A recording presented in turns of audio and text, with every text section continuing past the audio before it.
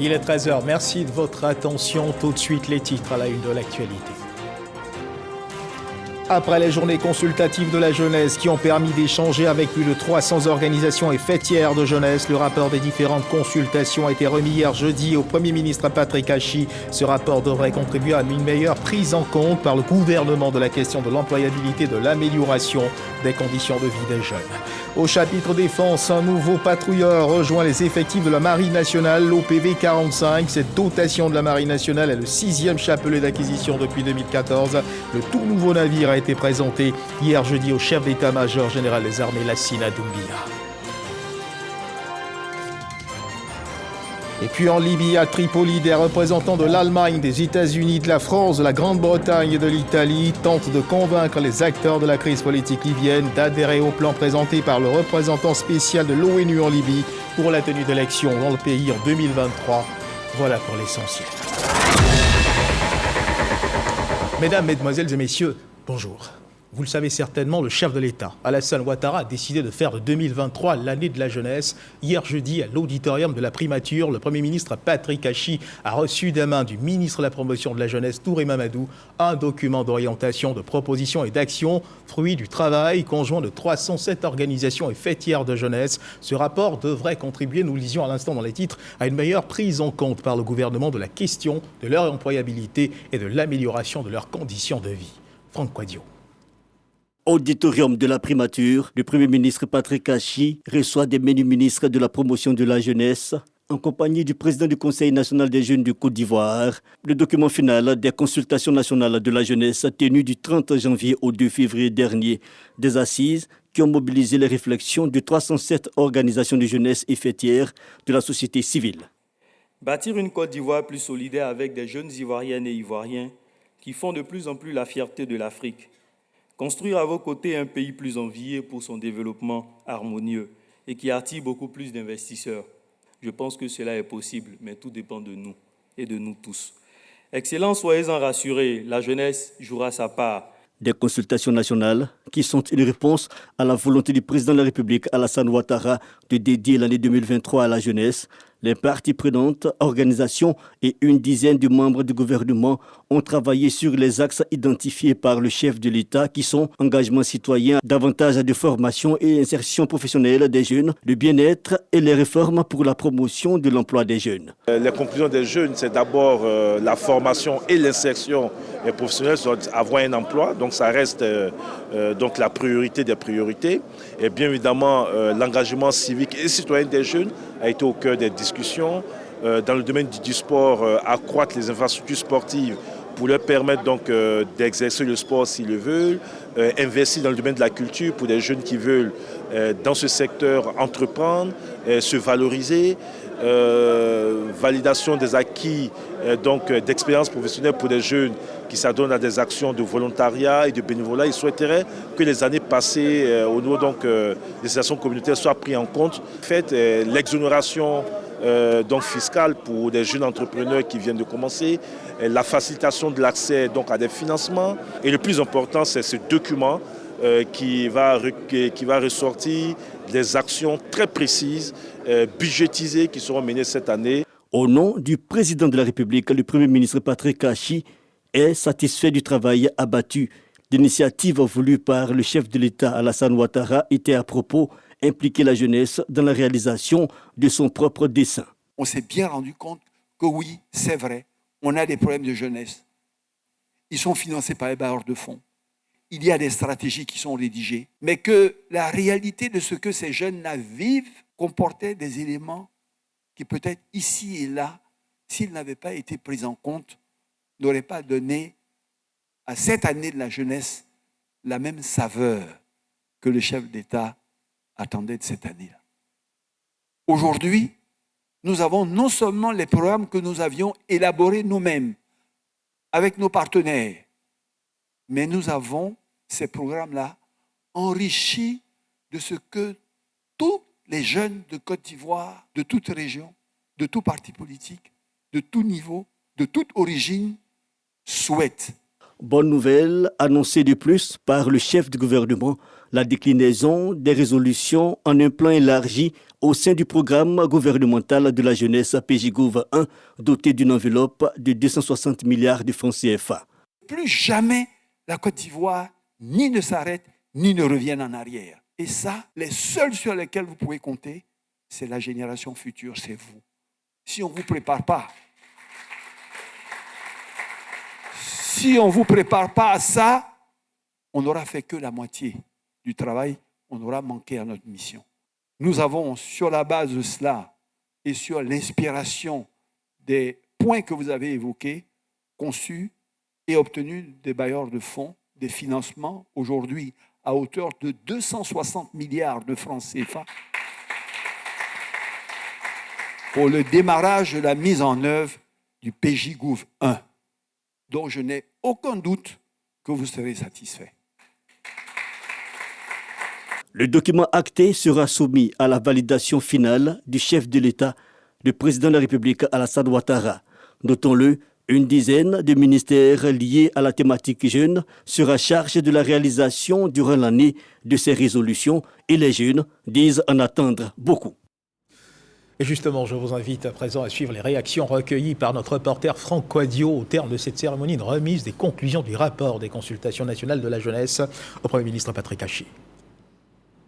260 milliards de francs CFA consacrés à la jeunesse pour cette année 2023.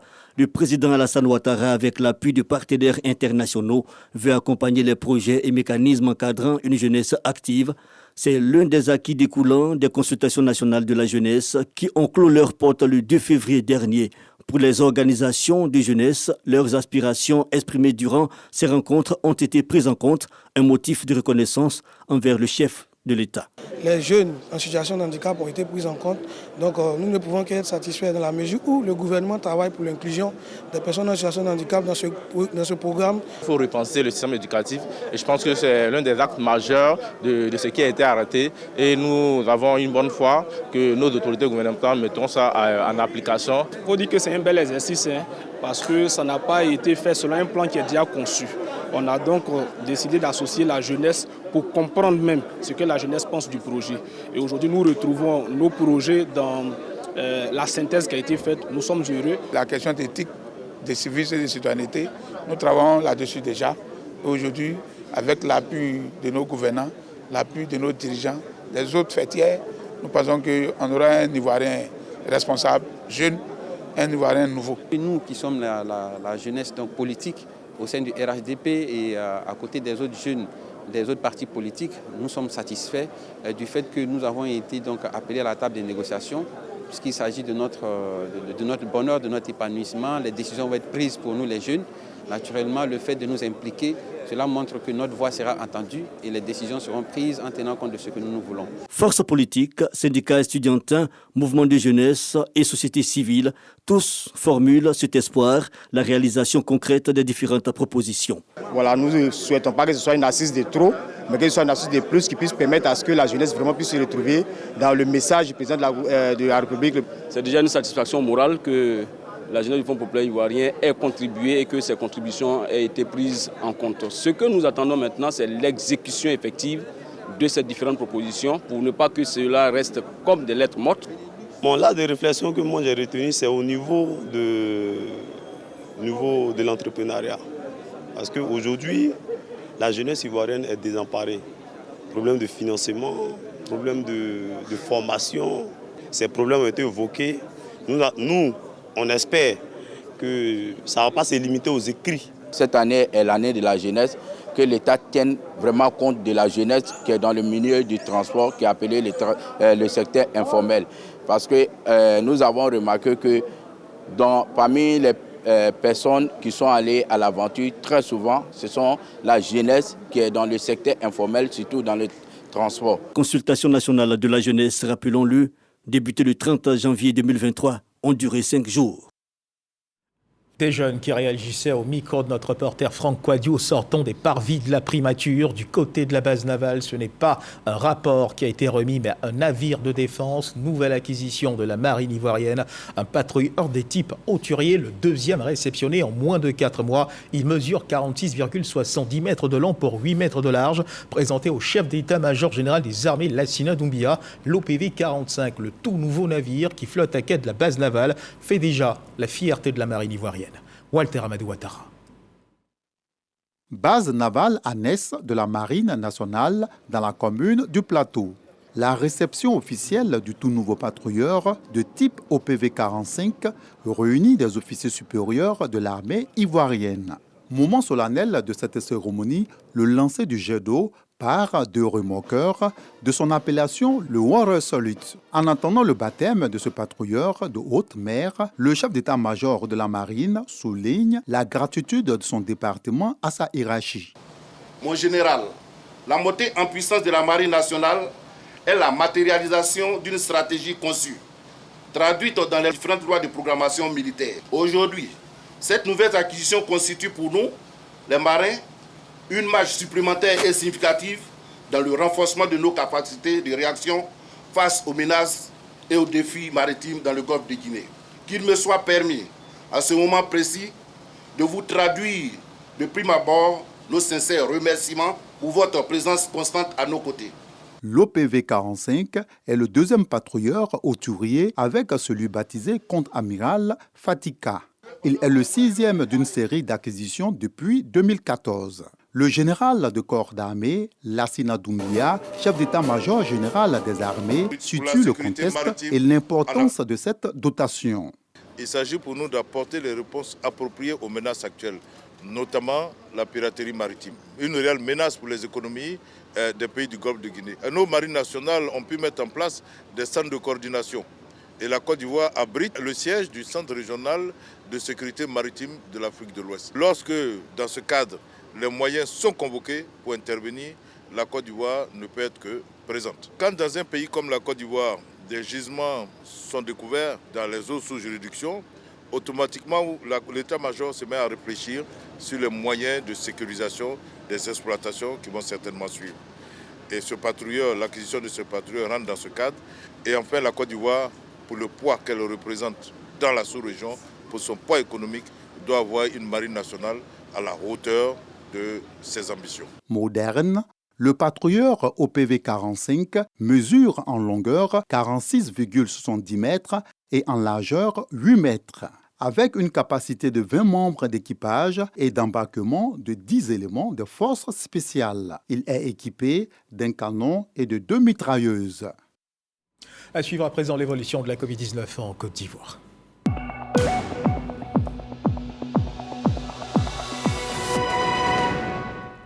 Le ministère de la Santé et de l'Hygiène publique de la couverture maladie universelle a enregistré hier, jeudi 9 mars 2023, 3 nouveaux cas de Covid-19 sur 204 échantillons prélevés, soit 1,5% de cas positifs, 4 guéris et 0 décès. À la date du 9 mars 2023, la Côte d'Ivoire compte donc 88 263 cas confirmés, dont 87 411 personnes guéries, 834 décès et 18 cas actifs.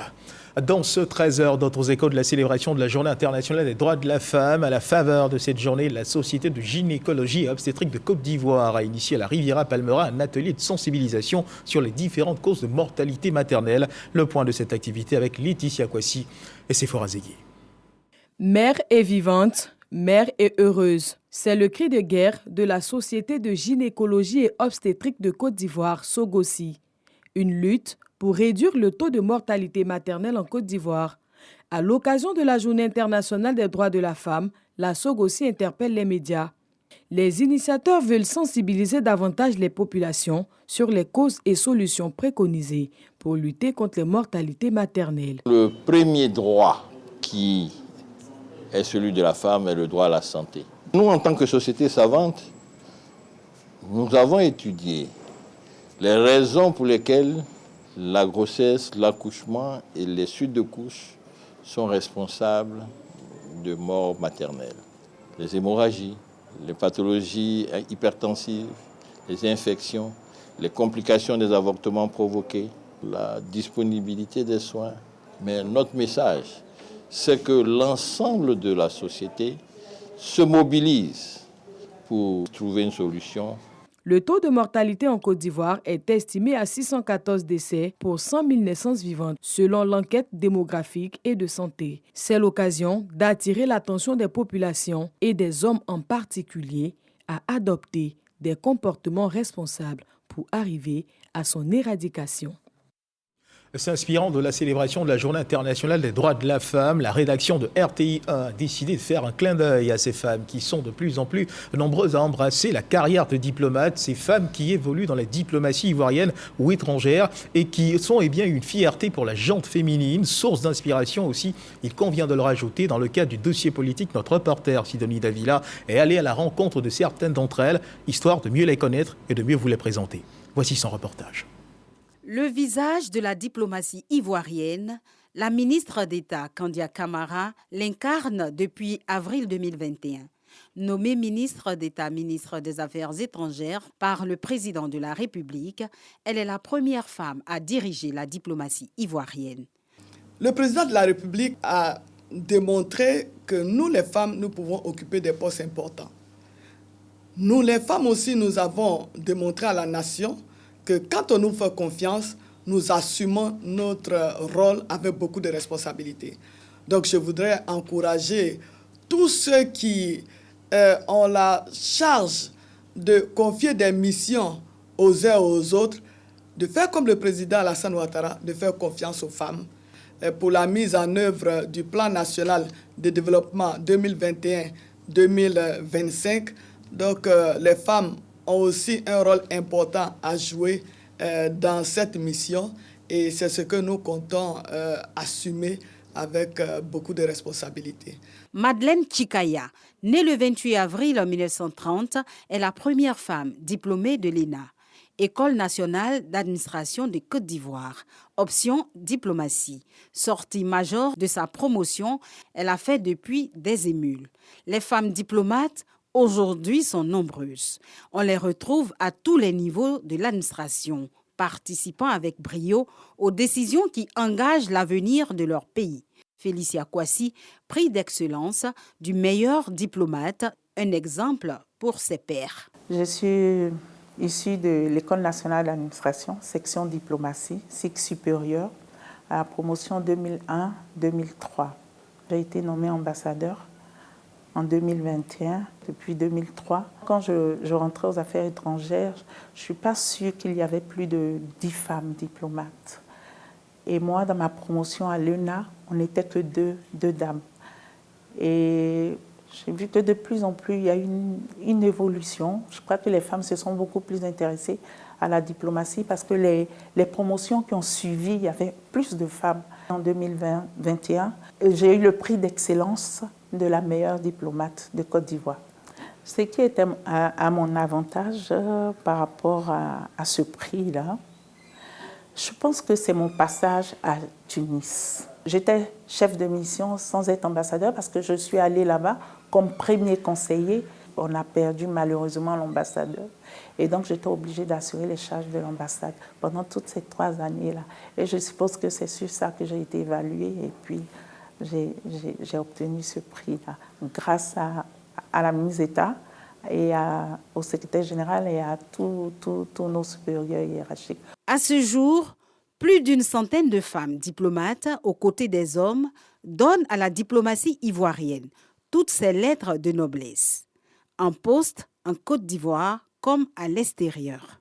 Fanta Cissé, fonctionnaire internationale, est la représentante résidente de la Communauté économique des États de l'Afrique de l'Ouest, CEDEAO. Diplomate accréditée en Côte d'Ivoire, elle montre un autre visage de l'engagement des femmes en diplomatie.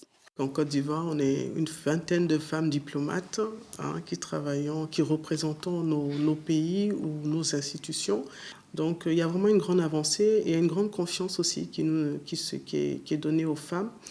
Et nous, aujourd'hui, en tant que femmes, nous essayons de faire en sorte que nous méritons en tout cas cette position et Et au niveau de nos droits, nous nous battons pour que ça puisse progresser, ça puisse être amélioré et que d'autres femmes aussi puissent en bénéficier. Le message que la CEDEAO dit à toutes les femmes, c'est de continuer le combat, de vraiment tenir bon, d'y croire. Diplomate de carrière, possédant une riche expérience en Afrique, Jessica Davis-Ba, la nouvelle ambassadrice des USA en Côte d'Ivoire, a présenté ses lettres de créance le 3 mars dernier. La nouvelle chef de mission diplomatique fait partie de la vingtaine de femmes accréditées en Côte d'Ivoire et pour qui le positionnement de la femme est un défi permanent. La journée internationale de la femme doit être tous les jours.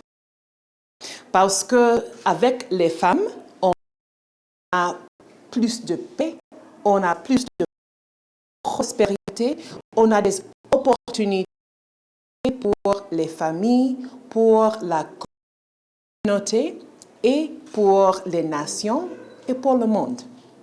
Et je voudrais souligner le message des États-Unis vers la Côte d'Ivoire et les femmes et aussi les hommes, c'est que nous devons continuer à travailler ensemble pour élargir les opportunités, d'avoir des programmes, des initiatives, d'encourager les femmes.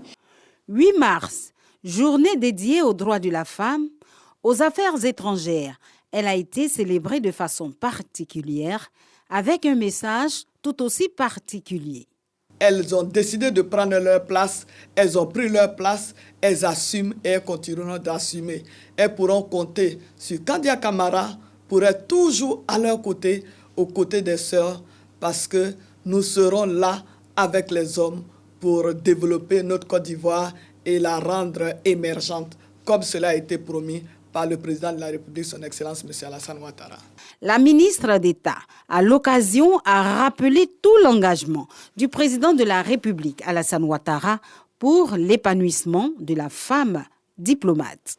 La Côte d'Ivoire compte à ce jour 136 femmes diplomates, dont 19 ambassadeurs et 4 chefs de mission diplomatiques. Les femmes dans la diplomatie, dossier politique signé Sidonie Davila. Après la découverte du parcours et du portrait inspirant de ces femmes qui évoluent dans la diplomatie, tournons nos regards vers Yamoussoukro, la capitale politique, pour suivre ce reportage réalisé par Kader Sogodogo. Il nous fait le point d'un séminaire de validation du plan stratégique 2023-2025 de la direction des affaires financières du ministère de l'économie et des finances. Reportage. Quelle est la vision 2023-2025 ? Quelle orientation donner à ces activités sur cette période? Le ministère de l'économie et des finances, à travers sa direction des affaires financières, veut se doter d'un plan d'action stratégique. C'est tout le sens du séminaire qui réunit ses agents à Yamoussoukro. L'État de Côte d'Ivoire a donc, à travers le plan de travail gouvernemental, décliné des objectifs. Et chaque ministère a donc ses priorités. Le ministère de l'économie et des finances a fait ses priorités.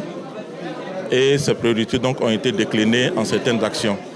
Il était bon qu'après que ce travail soit fait, que chaque direction qui anime le ministère de l'économie et des finances se retrouve pour élaborer son plan de travail stratégique.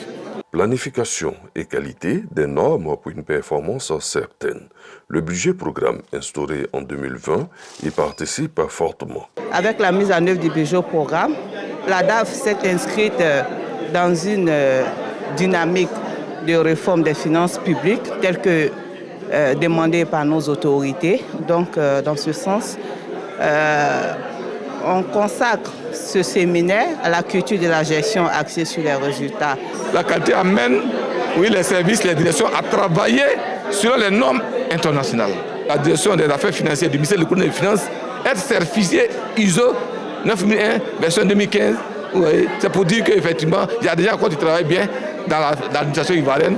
Un document final sera élaboré à l'issue des travaux de Yamoussoukro. Il fera office de boussole pour la direction des affaires financières du ministère de l'économie et des finances.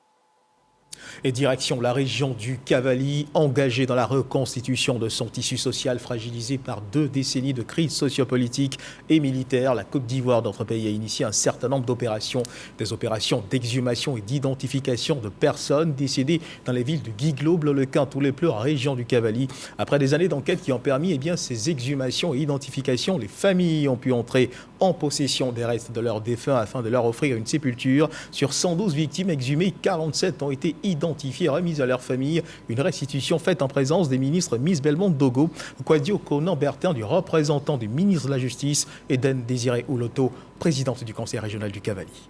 Avoué. Tout le pleu court du chef des cantons central. L'émotion est pesante. Au milieu des cris et des pleurs, Dame Simi Juliette, épouse Guidi, mère du chef des cantons, pourra reposer désormais sur la terre de ses ancêtres. Décédée en 2011 pendant la crise post-électorale, enterrée, elle a été exhumée en 2015 pour nécessité d'enquête. Aujourd'hui, son corps est remis à sa famille. Cette cérémonie initiée par le gouvernement et à la demande des populations se situe dans le cadre du processus de réparation et de reconstruction physique, morale et sociale des personnes impactées par la crise post-électorale. Sur un total de 112 victimes exhumées dans la région du Cavally, 47 identifiées sont remises aujourd'hui aux familles respectives. 6 à Guiglo, 12 à Bleu-le-Quin et 29 à Tous-les-Pleurs. Nous vous disons Yako. Yako pour ce que l'Ouest a vécu. Yako pour ces années de souffrance à attendre, de pouvoir faire le deuil de vos chers disparus. Nous sommes ici aujourd'hui pour qu'ensemble nous tournions définitivement la page sombre de ce passé douloureux. Il nous reviendra de tirer les leçons de ce passé-là, dont personne n'est fier. Comment en sommes-nous arrivés là? Est-ce qu'on doit encore recommencer? C'est le plus important. On est obligé de laisser derrière nous ce passé pour regarder l'avenir. On est obligé de parler avec tous ceux contre qui on s'est battu, avec qui on s'est battu, pour aller à la paix. Tournons la page de ce qui s'est passé.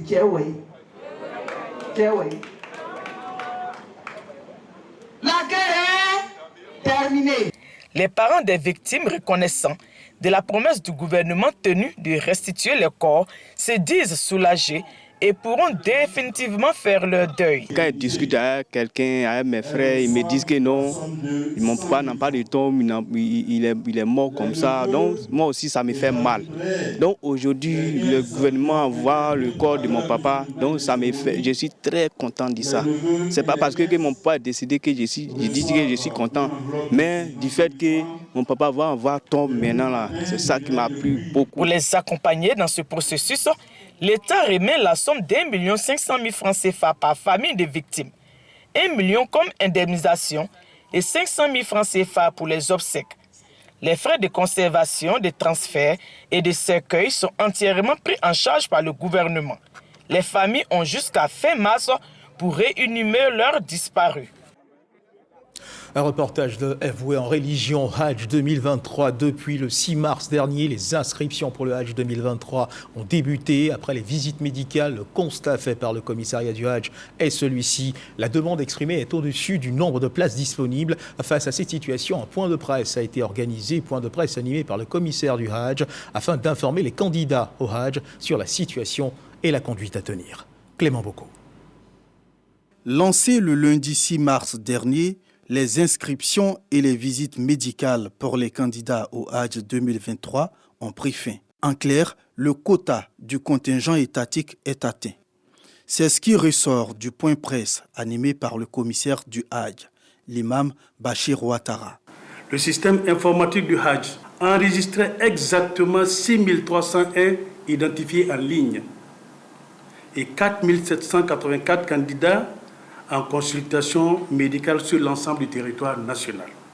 Le mardi 7 mars à 13h, le nombre de candidats en consultation médicale est monté à 5 659 personnes. Tenant compte du quota de places du contingent étatique duquel il faut soustraire les candidats pèlerins du Hajj 2020, encore en attente d'effectuer leur voyage, il apparaît clairement que la demande exprimée est largement au-dessus des disponibilités du contingent public. À ce jour, Il n'existe donc aucune disponibilité de place pour le contingent étatique. Je voudrais par conséquent annoncer la fin des inscriptions à l'édition 2023 du Hajj au titre du contingent étatique. Le commissariat du Hajj, constatant la forte mobilisation autour de ce voyage sacré, a tenu à présenter des excuses auprès des fidèles non retenus. Ces responsables les invitent par la même occasion à se tourner vers les opérateurs du privé. Le commissariat du Hajj entend prendre toutes les dispositions afin de satisfaire aux attentes des candidats l'année prochaine à l'occasion du Hajj 2024.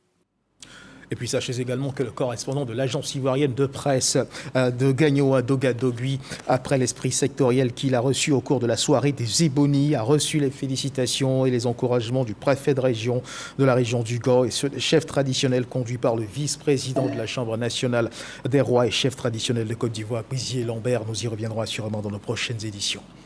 Dans la qualité internationale, à Tripoli, des représentants de l'Allemagne, des États-Unis, de la France, de la Grande-Bretagne, de l'Italie tentent de convaincre les acteurs de la crise politique libyenne d'adhérer au plan présenté par le représentant spécial de l'ONU en Libye, Abdoulaye Bathily, pour la tenue d'élections en 2023. Mais les camps de l'Est et de l'Ouest libyen, notamment, s'opposent au projet élaboré par le représentant spécial de l'ONU en Libye. Nous y reviendrons également dans les prochaines éditions. Voilà qui marque la fin de ce journal. Merci de nous avoir suivis. Agréable début d'après-midi. Dieu garde la Côte d'Ivoire.